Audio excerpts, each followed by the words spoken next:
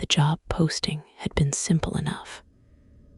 Deliver supplies to Beacon Rock Lighthouse every 2 weeks. Drop the cargo at the dock, ring the bell 3 times, and leave before sunset. The pay was exceptional for what seemed like straightforward work.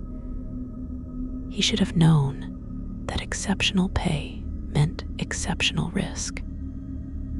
His name was Marcus Webb, and he had been making supply runs along the Pacific Northwest coast for almost a decade. He knew every inlet, every hidden reef, every temperamental current that could flip a boat if you weren't careful. The sea had always been honest with him. It showed its dangers clearly, gave warnings through wind and wave patterns. Beacon Rock Island, he would learn, played by different rules. The first delivery happened on a Tuesday in late September. The weather was clear, unusual for that time of year, when fog typically swallowed the coastline whole. Marcus loaded the supplies onto his boat just after dawn. Canned goods, fresh water, batteries, medical supplies, and a sealed wooden crate that the shipping company told him not to open. The crate was heavy, and something inside shifted when he lifted it. He decided not to ask questions. Questions meant delays, and delays meant losing daylight. The coordinates led him north, past the tourist islands with their bed and breakfasts and whale watching tour, past the commercial fishing zones, into water that his charts marked but offered little detail about. The coastline here was different.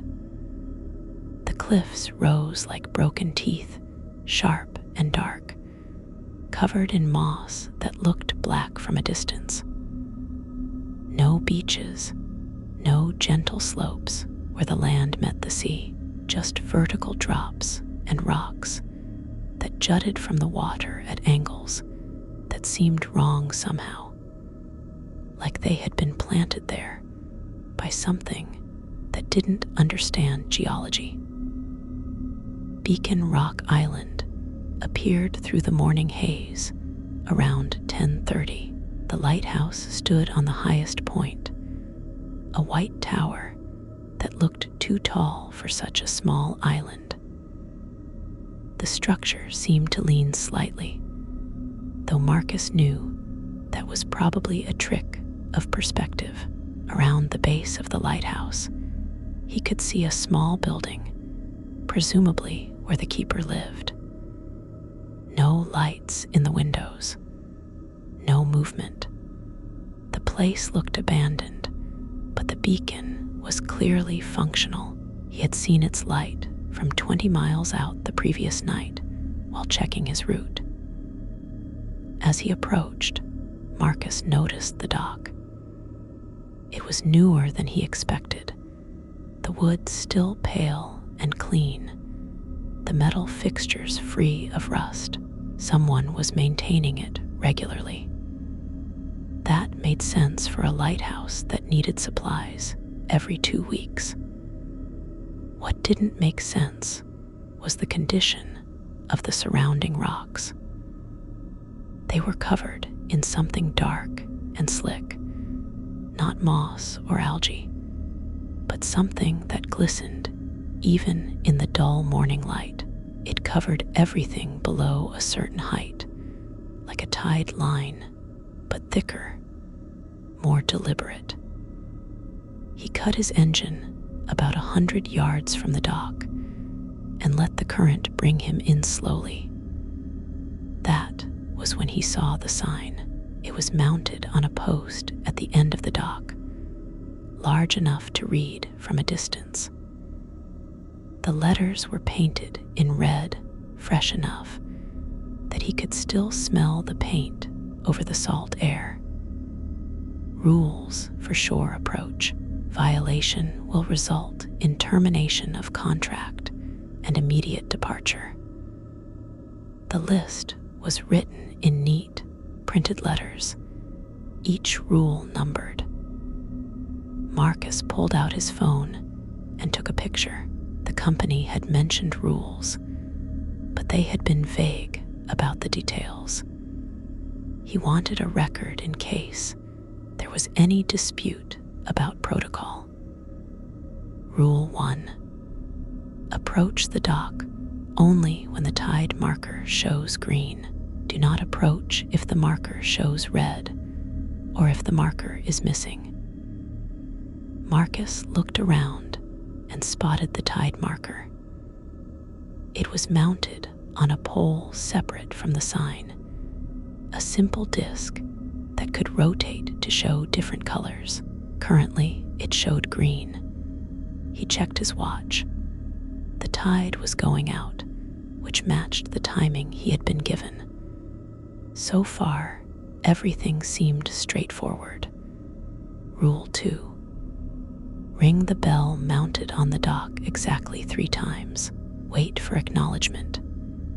Do not ring more or fewer than 3 times. Do not speak or call out. That matched what the company had told him. There was a bell at the end of the dock, large enough that he could see it from the boat, brass, polished recently. He wondered who maintained all this equipment. The lighthouse keeper, presumably, but that seemed like a lot of work for one person. Rule 3. Unload supplies only in the marked area. The marked area is painted yellow. Do not step outside the yellow area for any reason. Marcus leaned forward, squinting at the dock. Sure enough, there was a section painted bright yellow, about 10 feet square, right at the end where boats would naturally tie up. The rest of the dock was bare wood. The yellow paint looked fresh, applied recently. He could see where some of it had dripped between the boards. Rule 4. Complete unloading before the sun touches the western cliff line. If you cannot complete unloading in time, leave immediately with all supplies and return the following day. He checked the sun's position. It was still morning. He had plenty of time. The western cliff line was obvious enough, a jagged ridge that marked the far side of the island. The sun wouldn't touch it for at least 8 hours. Rule 5. Do not make eye contact with anyone who approaches the dock. Do not respond to anyone who speaks to you. The lighthouse keeper will not approach or speak during supply delivery. That gave Marcus pause. Who else would be on the island? The place was tiny, maybe 200 yards across at its widest point. He could see the entire coastline from his position, and there was nowhere for anyone to hide. No trees, no structures except the lighthouse and its adjacent building. The rule implied that someone other than the keeper might show up, someone he should ignore. Rule 6. If you hear singing, leave immediately. Do not finish unloading. Do not look toward the source of the singing. Start your engine and leave. Singing. Marcus read the rule twice, making sure he understood. The phrasing was clear, but offered no explanation. He had worked enough strange jobs to know that some rules existed for legal reasons, covering unlikely scenarios. But singing seemed specific, too specific to be a general precaution. Rule 7. If the water around the dock turns dark green, leave immediately. Do not for tide change. Do not attempt to retrieve any supplies already unloaded. He looked at the water around the dock. It was the normal gray blue of deep ocean water, slightly murky with sediment, but nothing unusual. Dark green would be obvious. Algae bloom, maybe, or some kind of chemical spill. That made a certain kind of sense, though he wondered why it would be a regular enough occurrence to warrant a posted rule. Rule 8. The return journey must begin before sunset. No exceptions. If you are still within sight of the island after sunset, do not look back at the lighthouse. That last part bothered him. Do not look back implied something worth looking at. Something that would appear after sunset. Marcus had delivered to dozens of lighthouses, and none of them had rules like this. Lighthouses were supposed to be safe places, guiding lights for ships in danger. This felt backward, like the lighthouse itself was the danger. He read through the list one more time, committing each rule to memory. The company was paying him triple the normal rate for these deliveries. Triple rate meant following strange rules without asking questions. He had bills to pay and a boat to maintain. If they wanted him to dance on the dock and sing show tunes, he would do it for triple rate. These rules were weird, but they were simple enough to follow. Marcus brought the boat in slowly, letting the current do most of the work. The water was calm, unusually so.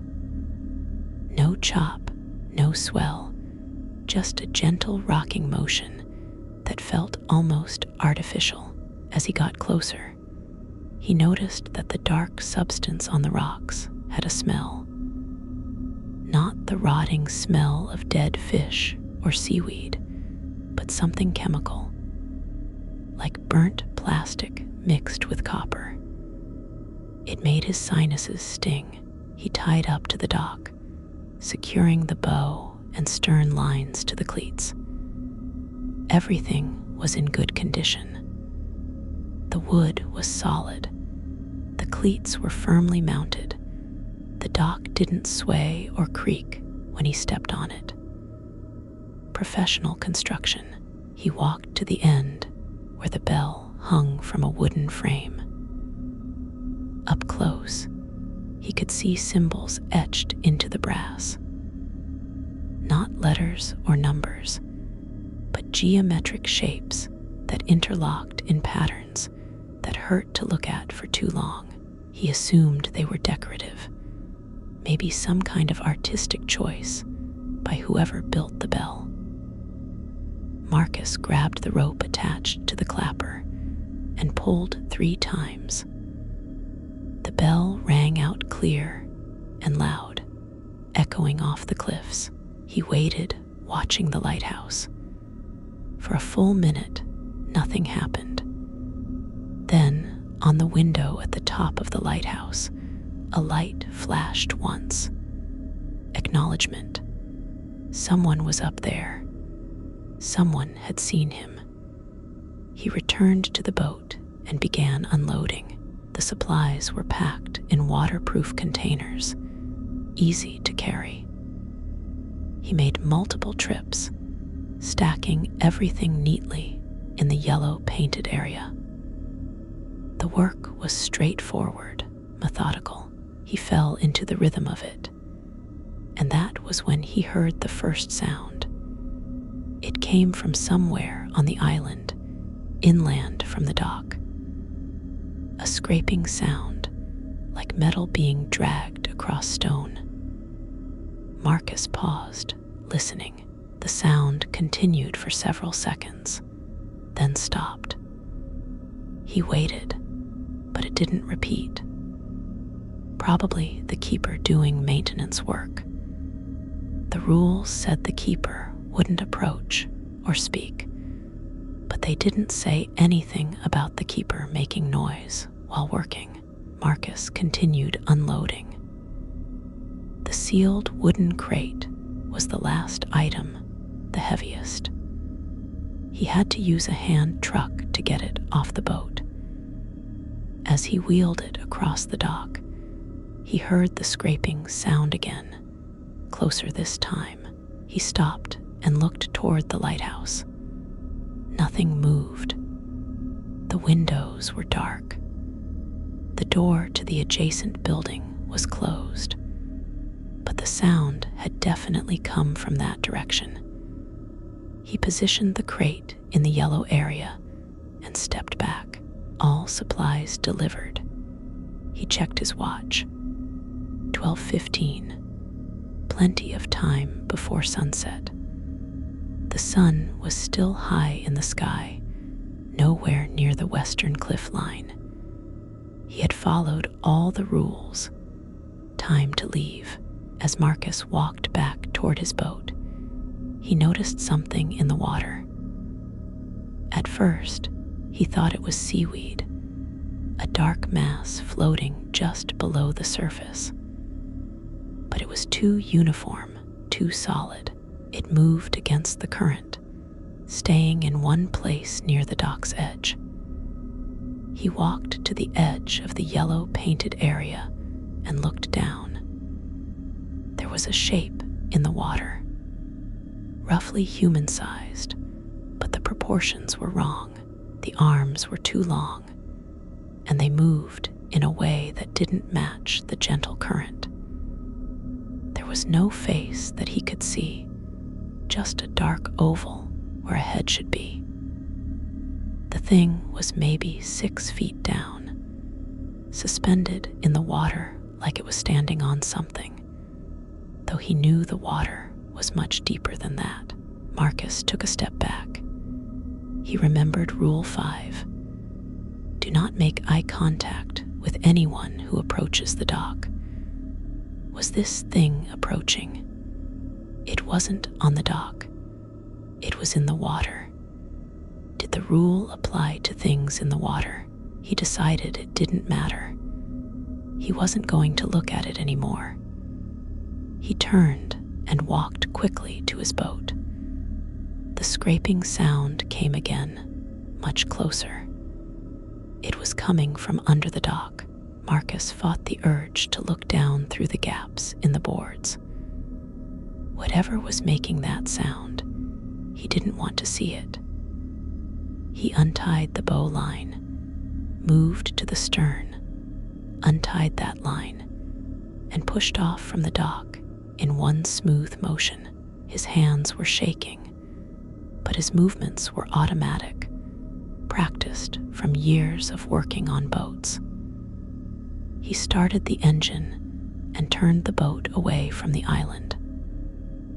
As he accelerated, he glanced back once. Quickly, the shape in the water was gone. The dock was empty, but standing at the window of the lighthouse's top room, he could see a figure. Too far away to make out details, but definitely a person. The keeper, watching him leave, making sure he followed the rules. The return trip took an hour. Marcus spent the entire time thinking about what he had seen in the water. He tried to convince himself it was a seal or a large fish. The human mind saw patterns everywhere, especially in murky water. But he knew what he had seen. Something with arms too long and a head that didn't move right. Something that stood in water too deep for standing. The second delivery was scheduled for 2 weeks later. Marcus spent those 2 weeks trying to decide if he should take the job again. The money was good, extremely good, and he hadn't actually been in danger. He had followed the rules, and nothing had happened to him. The shape in the water had stayed in the water. The scraping sounds had stayed under the dock. As long as he followed the rules, he would be fine. He took the job. The second delivery was similar to the first, but with small differences that he noticed immediately. The tide marker was green again when he arrived, but the disc looked older. The paint was faded, and there were scratches on the surface that hadn't been there before. The bell, when he rang it 3 times, sounded different. The tone was lower, more resonant, like the metal had changed composition. The supplies were mostly the same. Canned goods, water, batteries. But there were also books this time, a whole box of them. He glanced at the titles while loading them. Medical texts, mostly.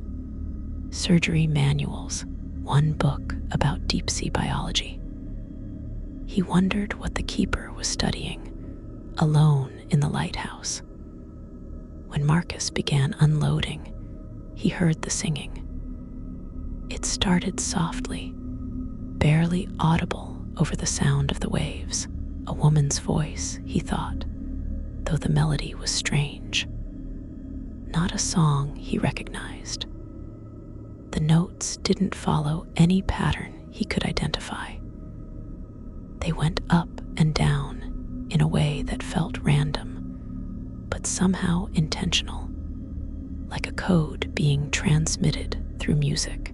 He remembered Rule 6. If you hear singing, leave immediately. Do not finish unloading.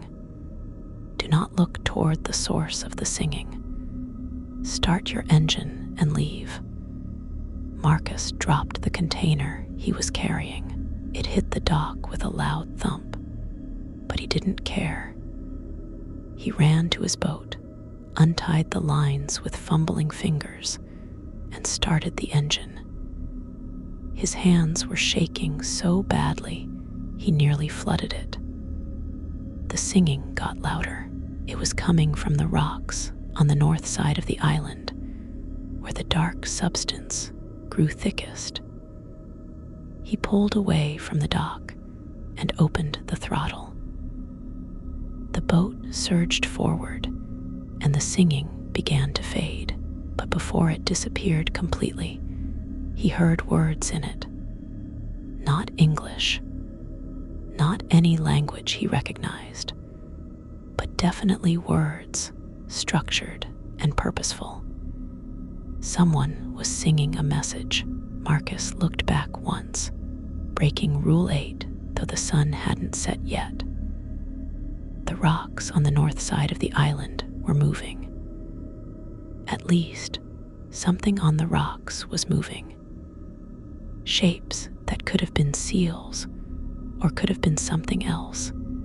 Something that crawled up from the water and sang in voices that almost sounded human. He called the company when he got back to shore. They listened to his report without interrupting. When he finished, there was a long pause on the line. "Did you look at the source of the singing?" the voice asked. It was the same person he always dealt with, a man who never gave his name. "No," Marcus said. "I followed the rules. I left immediately." "Good. The partial delivery is acceptable. You will be paid in full. The next delivery is in 2 weeks. The rate will be increased by 20%. "I'm not sure I want to do this anymore," Marcus said. Another pause. "The rate will be increased by 50%. We need reliable contractors, Mr. Webb. You have proven reliable. 50% more." Marcus did the math in his head. That was more than he made in a month of regular work. 1 delivery every 2 weeks at that rate, and he could pay off his boat in a year. He could upgrade his equipment. He could stop taking the dangerous jobs, the ones in bad weather or rough seas. "I'll do it," he said. The third delivery happened on a day when the fog was so thick he almost turned back. The coordinates guided him to the island, but he couldn't see the lighthouse until he was less than 50 yards from the dock. The fog wasn't normal fog. It was too uniform, too still. It didn't drift or swirl the way fog should. It just hung in the air like a curtain. The tide marker showed green. Marcus rang the bell 3 times and waited. The acknowledgement light flashed in the lighthouse window, barely visible through the fog. He began unloading. This time, the supplies included fresh food, vegetables, fruit, bread, things that would spoil if left out too long. He worked quickly, making trip after trip from the boat to the yellow painted area. The fog muffled all sound. He couldn't hear the waves. He couldn't hear birds, just his own footsteps on the dock and his own breathing. He was carrying the last box when he saw the footprints. They were in the yellow painted area, wet footprints like someone had just walked through. But no one had approached. He had been watching the dock the entire time. The footprints were small, barefoot, and they led from the edge of the yellow area to the center, where they stopped. No return prints, just one set going nowhere. Marcus set down the box and stepped back. He looked around, but the fog was too thick to see more than a few feet. Rule 5 said not to make eye contact with anyone who approached. But had someone approached? There was evidence of approach, but no person. Did the rule apply to evidence? He decided to finish quickly and leave. As he turned to go back to his boat, he heard a child's laughter. It came from somewhere on the dock, close by, maybe just a few feet away in the fog. The laughter was high and bright and completely out of place. Marcus ran. He didn't walk quickly or move with casual urgency. He ran, full sprint, to his boat. He untied the lines so fast he tore skin off his palm on the rope. He started the engine and reversed away from the dock before he even had both lines coiled. The laughter followed him for a few seconds, then cut off abruptly, like someone had flipped a switch. The fog cleared as soon as he was 100 yards from the island. One moment, it was so thick he could barely see. The next moment, it was gone completely. He looked back. The island was clearly visible in the afternoon sunlight. No fog anywhere near it. The dock was empty. No footprints, no children, no movement at all. He reported the incident to the company. They increased his rate another 30% and sent him a bonus payment for hazard compliance. They also sent him an updated list of rules. There were now 12 rules instead of 8. The new ones were written in the same neat print, but the paper looked older, like they had been copied from a document that had existed for a long time. Rule 9. If you see footprints that appear in the delivery area, complete your delivery and leave. Do not investigate the source. Do not call out or attempt to locate the source. Rule 10. If you hear a child's voice, Leave immediately. Children are not permitted on the island. Any child voice is a violation of natural law. Rule 11. If the fog forms faces, do not acknowledge them. They cannot touch you unless you acknowledge them. Rule 12. If the lighthouse beacon turns red while you are on the island, jump into the water immediately. Swim away from the island. Do not return to your boat. Marcus read the new rules multiple times.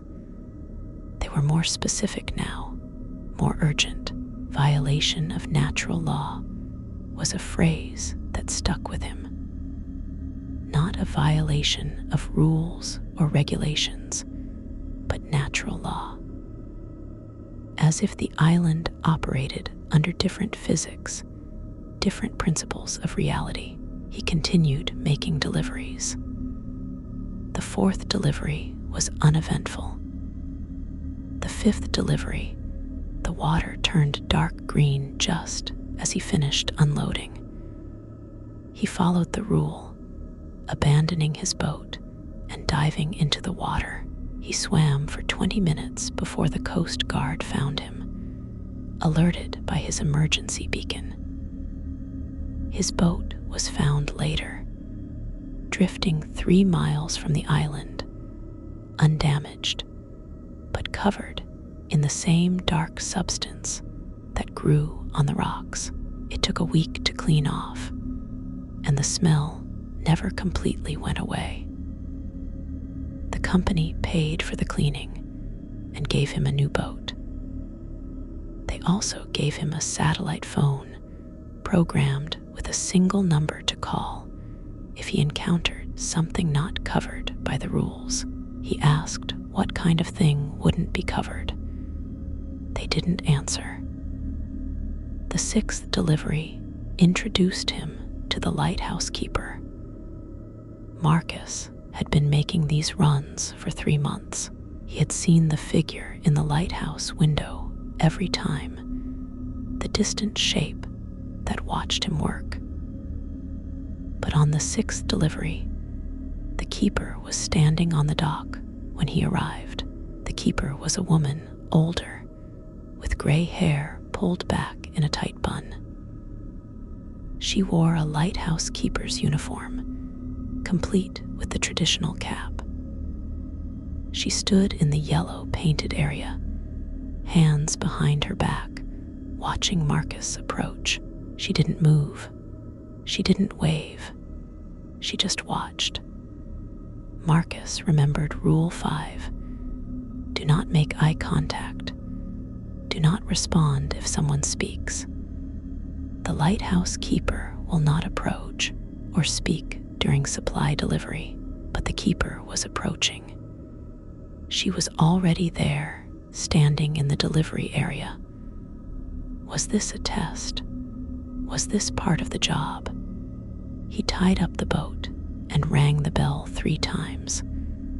The woman didn't move. He began unloading supplies, working around her. She stood perfectly still, so still that he began to wonder if she was breathing. He could smell her as he passed. Not a human smell, but something like ozone and salt water and deep earth. On his 4th trip from the boat, she spoke. "You've been reliable," she said. Her voice was dry, unused, like speaking was a skill she had forgotten and was now remembering. Most contractors don't last past the 3rd delivery. Marcus didn't respond. Rule 5 was clear. He continued working, carrying supplies from the boat to the yellow area. The woman turned her head to follow his movement, but she didn't turn her body. Just her head, rotating further than a human head should be able to rotate. "They're getting restless," she said.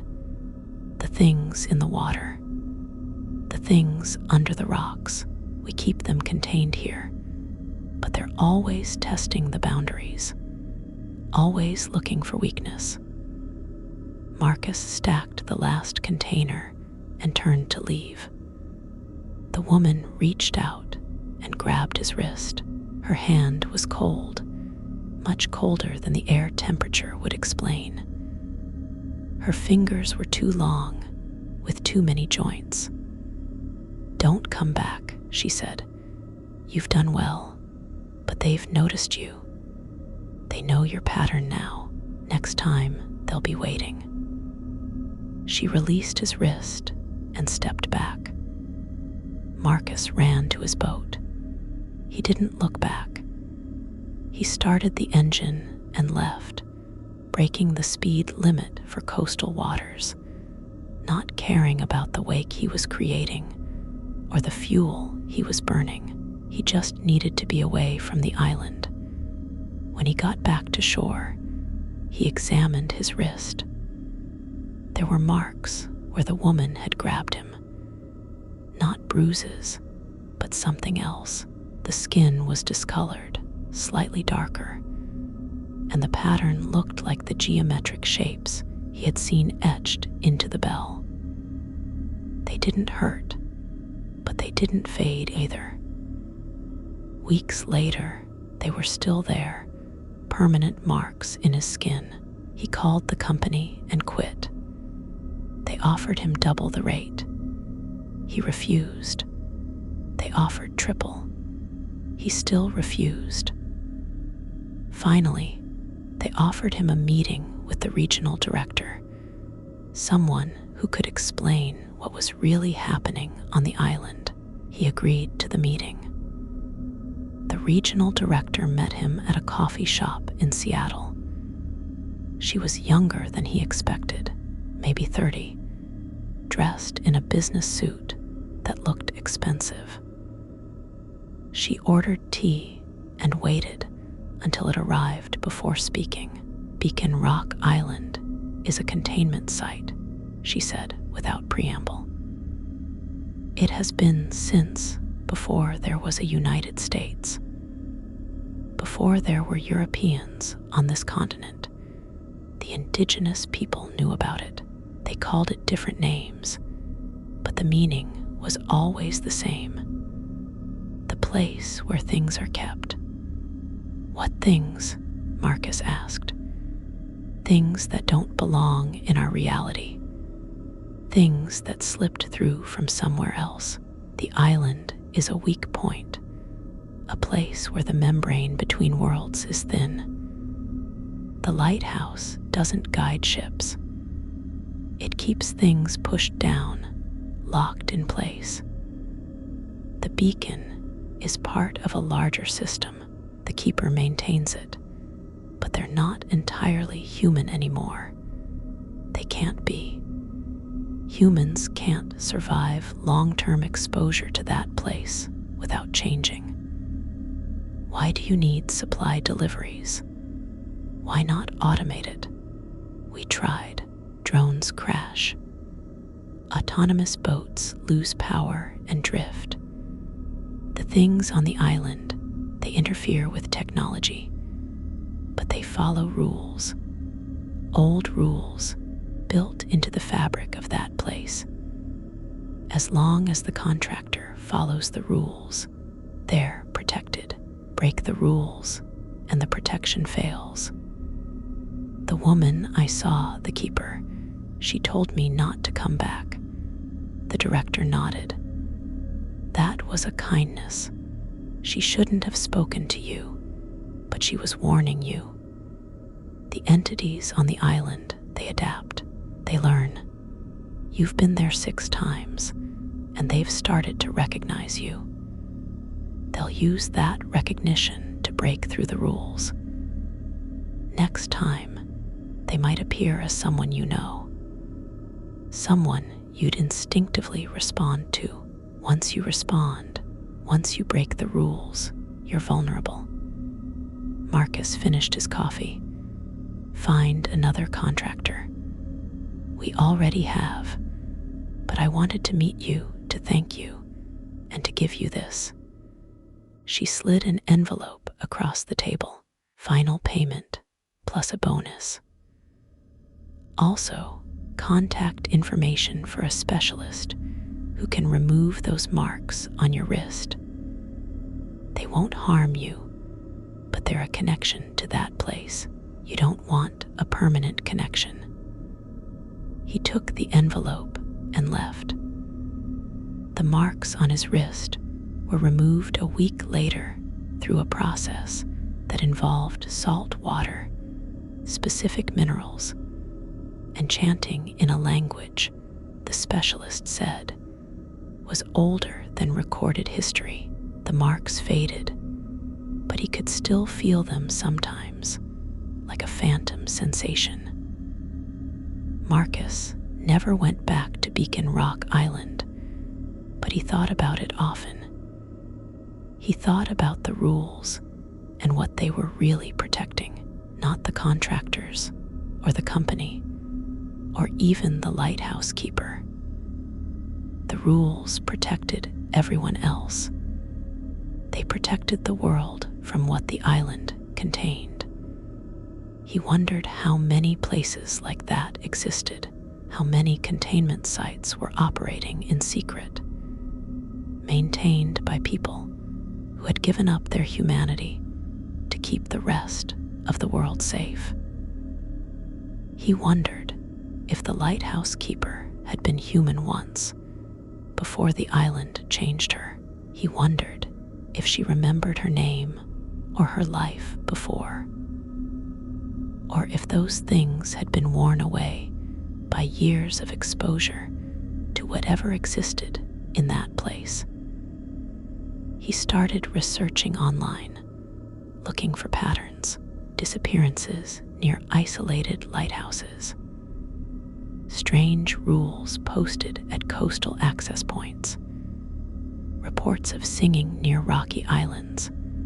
He found more than he expected.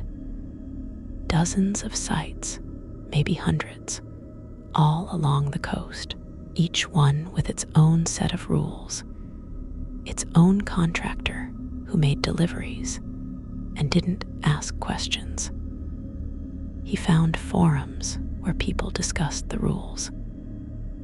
Most posts were deleted quickly, but he managed to screenshot several before they disappeared. One post stuck with him. It was from someone who claimed to have been a contractor for a different island, somewhere off the coast of Maine. The rules aren't arbitrary, the post read. They're a language. Each rule is a word in a sentence, and the sentence is a binding contract between us and them. We follow the rules, and they stay contained. Break the rules, and the contract is void. The things that are kept, they can leave. They can spread. The rules are the only thing holding them back. Marcus stopped researching after that. He didn't want to know more. He returned to regular work, delivering supplies to normal places, lighthouses that actually guided ships, islands where the worst danger was rough weather or mechanical failure. He stopped taking jobs that paid too well or had unusual requirements. But sometimes, on nights when the fog rolled in thick and strange, he would stand on his boat and look out at the dark water. He would think about the shape he had seen swimming below the dock, the thing with arms too long and a head that moved wrong. He would think about the singing from the rocks and the child's laughter in the fog. He would think about the keeper, standing motionless in the yellow painted area, her head rotating to watch him work. And he would remember Rule 8. The return journey must begin before sunset. If you are still within sight of the island after sunset, do not look back at the lighthouse. He had never stayed until sunset. He had always left with hours of daylight remaining. But he wondered what would happen if someone did stay. What would they see if they looked back? What changed about the lighthouse after dark that made looking at it dangerous? He knew he would never find out. Some questions were better left unanswered. Some rules were better followed without understanding why. Marcus sold his boat a year later and moved inland. He bought a small house in Montana, as far from the ocean as he could get. He found work as a mechanic, fixing trucks and farm equipment. Solid, simple work with no rules beyond basic safety procedures. No mysterious payments, no strange restrictions, no singing from the rocks, but the ocean stayed with him. He dreamed about it sometimes. Dreams where he was back on the dock, unloading supplies while something watched from the water. Dreams where the lighthouse keeper spoke in that dry, unused voice, telling him secrets about the things that lived between worlds. Dreams where he broke the rules and saw what happened when the protection failed. He always woke from those dreams with the sensation that something had followed him out of sleep, a presence in the room, watching from the corners where the shadows were deepest. It never lasted more than a few seconds. When he turned on the lights, there was nothing there. But he could feel the echoes of it, the same way he could still feel the marks on his wrist long after they had been removed. The ocean has rules, Marcus learned. Not the rules of tide and current that sailors study, but older rules. Rules that existed before humans came to the water. Rules that will exist long after humanity is gone. Those rules are written in places where the world is thin, where reality becomes flexible, and things from elsewhere can push through. The lighthouses mark those places. The keepers maintain the boundaries. The contractors make deliveries and follow the rules and never ask why. It's a system that works because everyone plays their part. Break the system and something breaks free. Marcus never learned what would happen if the system completely failed. He never wanted to.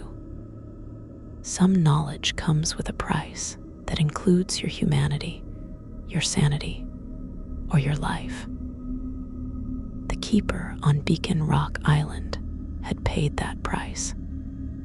She had given up whatever she was before to become what was needed, a guardian standing watch over something that should never be released.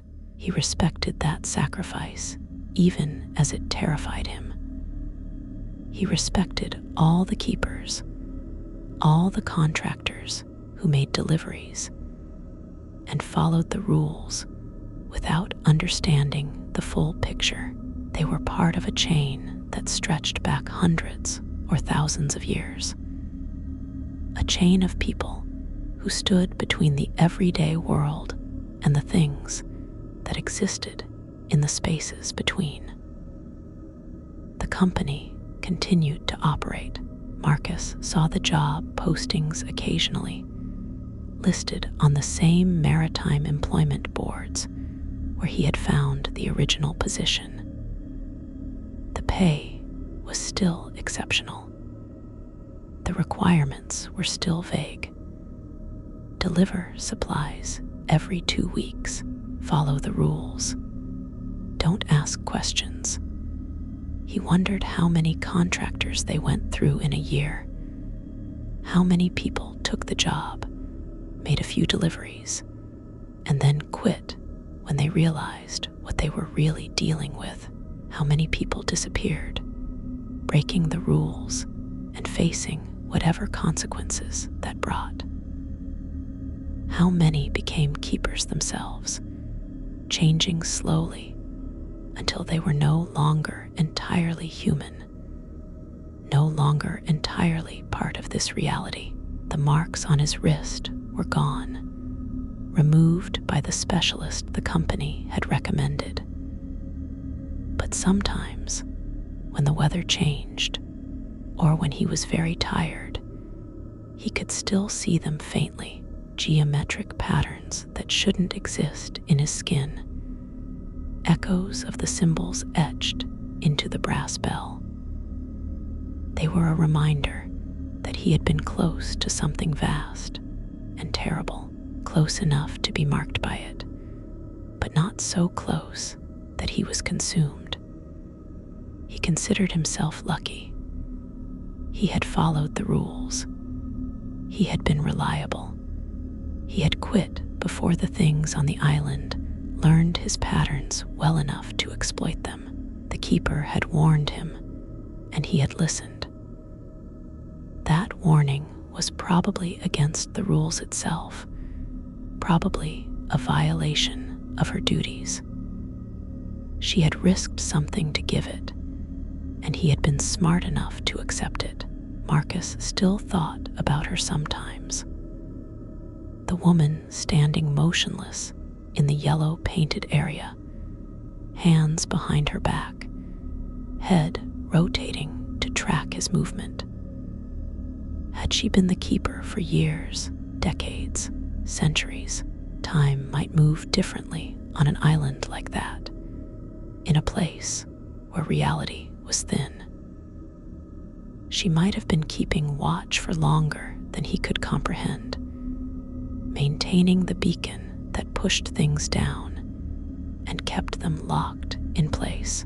He hoped someone had replaced him as a contractor, not because he wanted others to face what he had faced, but because the island needed supplies. The keeper needed food and water and medical supplies. Without a reliable contractor, the system would begin to fail. The beacon might go dark. The things that were kept might find a way out. That thought kept him awake some nights, the idea that his quitting might have consequences beyond his own safety. But the director had said they already had another contractor. He chose to believe that. He chose to believe the system was maintained. The chain was unbroken. The rules were still being followed. Years passed. Marcus built a life inland, away from the ocean and its old rules. He married a woman who had never seen the sea, who didn't understand his reluctance to visit the coast, even for vacation. He told her he had spent enough time on boats, enough time looking at water.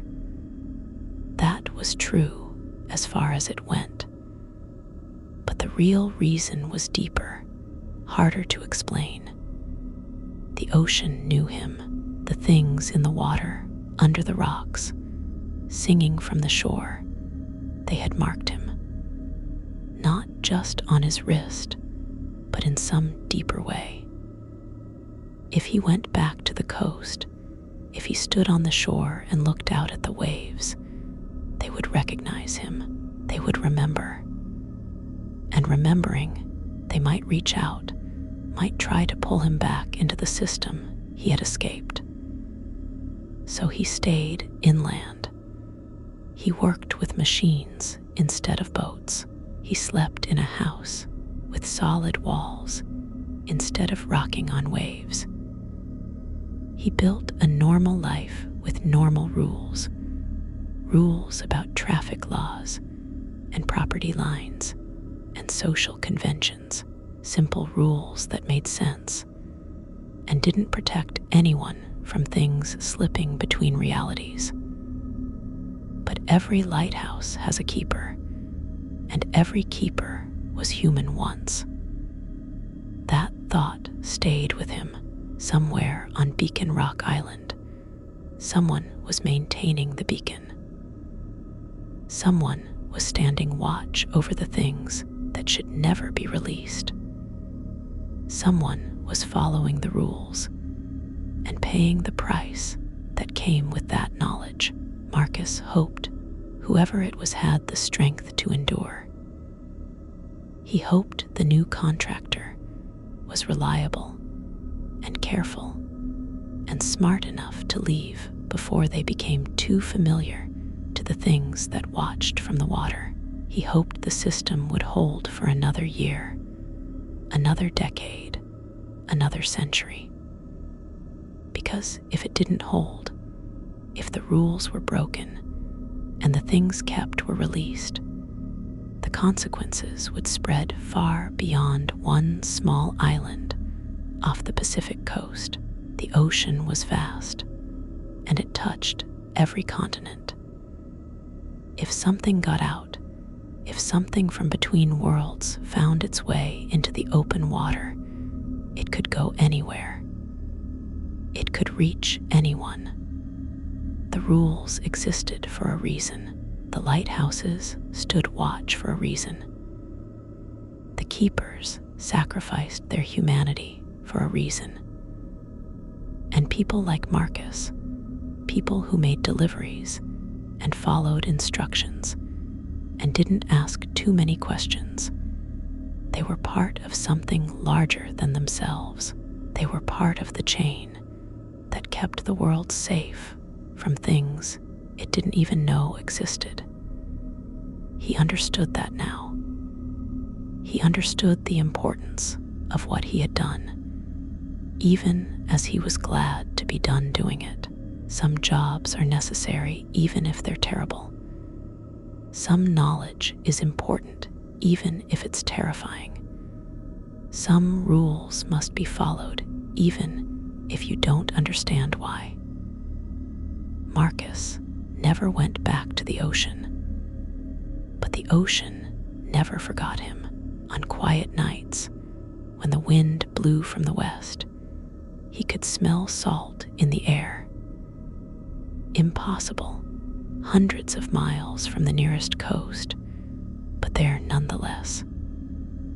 A reminder that distance doesn't mean separation, a reminder that some marks go deeper than skin. The house in Montana became his lighthouse. The normal life became his beacon. The simple rules of everyday existence became his protection against the knowledge that lurked in the back of his mind. He built walls of normalcy around himself, and most days those walls held.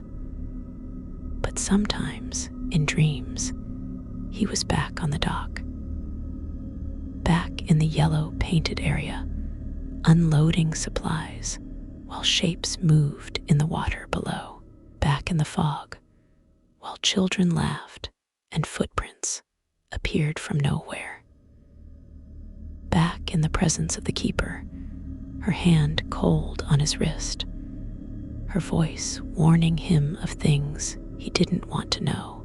And in those dreams, he always made the same mistake. He always looked back at the lighthouse after sunset. He always broke Rule 8. And when he did, he saw what the beacon really was. Not a light to guide ships, but a lid, a cap pressed down on something that wanted to rise. Something vast and dark and patient. Something that had been waiting since before humans existed and would continue waiting long after. The lighthouse held it down. The keeper maintained the pressure. The rules ensured that the system never faltered. And contractors like Marcus, ordinary people doing an extraordinary job, they were the ones who made sure the keeper could continue standing watch. That was the truth behind the rules. That was the reason for the exceptional pay, and the strange requirements. That was why breaking the rules meant immediate termination, and why some contractors never came back at all. Marcus woke from those dreams with the certainty that someone was still on the island, still following the rules, still keeping watch. He had to believe that. The alternative was too terrible to consider. The alternative was that the system had failed, that the beacon had gone dark, that the things kept were no longer kept. He would know if that happened. Everyone would know. The ocean would tell them in its own way. The water would turn colors it had never been before. The waves would carry things that shouldn't exist. The shore would become a boundary that nothing crossed safely. But the ocean remained blue and gray and green in the ways it had always been. The waves followed the patterns of tide and wind. The shore was still a place where children played and couples walked and fishermen cast their lines. The system was holding. The rules were being followed. The chain was unbroken. Marcus lived the rest of his life with that knowledge. He died peacefully, years later, in a hospital bed far from any coast. His last thoughts were not of his family, or his home, or the life he had built inland. His last thoughts were of the island, of the dock with its yellow painted area, of the bell with its geometric symbols, of the keeper standing watch. He hoped someone was still there, still delivering supplies every 2 weeks, still following the rules, still maintaining the boundary between what was and what should never be. He hoped the ocean kept its secrets locked away in that place where the world was thin. And somewhere, on a small island off the Pacific coast, a lighthouse beacon turned through the night. A keeper stood at the window, watching the water, and supplies waited on a dock, delivered by someone reliable enough to follow rules they didn't fully understand. The system held. The rules remained. The ocean kept its secrets, and that was enough.